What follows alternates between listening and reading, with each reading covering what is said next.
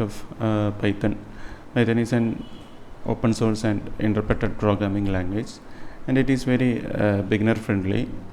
So we can use it for various purposes such as developing websites and data science applications and creating scripts for sysadmins and etc.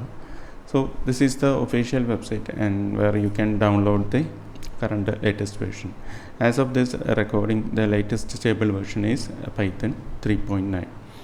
The code editor which I will be using in this series will be Visual Studio Code, and you can download this from this link, and once we have installed that, we can start programming. One thing to note here that the file extension that we need to use for creating Python files is .py. Here main is the name of my file and .py is the extension that Python needs to recognize it as a Python file. So let's try our first program. We are going to print just a message called hello world in this example. So in order to run this program, you can type the command python 3 or python space name of the file main.py. Here you will get the output, the print statements output in the console window or the command line window, or in Visual Studio you can also click this icon, this play button, in order to run the code. So if you are using Windows, you have to type py instead of Python. So the command is a bit different, but the source code which we are typing the code is exactly same as in Linux or Windows or Mac. So this is how we print a simple message to the console window.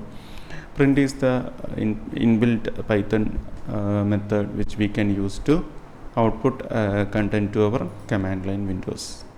So if you want to print another message, you can use print again, and it will be displayed as another message in new line. So if you want to print the same message, suppose if you want to print the same message 3 or 4 times, you can use the print statement in 3 or 4 lines. But there is a problem, because if you want to change this word, suppose this, if you want to change the word to say hi, and in order to change this to every print statement, we have to modify every single print statement. So that is very difficult if you are writing real world applications. So that is why we are using the concept called variables. Variables are used to store a value in using a name. Suppose here we can use the name message as our variable name to store a value. Here the value will be hello hi. So in order to print this message, you can use the message variable name. Here we can use the same message variable name instead of printing the message directly. So we will get the same output as before, but we have more flexibility. Like if you want to change the output in everywhere, you can just change the value in this variable, and all those changes will be reflected in the output. That is the advantages of using variables. Also variables means the value is vary or it can be changed. Suppose if you want to change the value of message to another value, you can do like this. So after the message is assigned a new value, the later print statements will be showing the new value. That is the advantages of using variables over directly printing a message inside the print statements.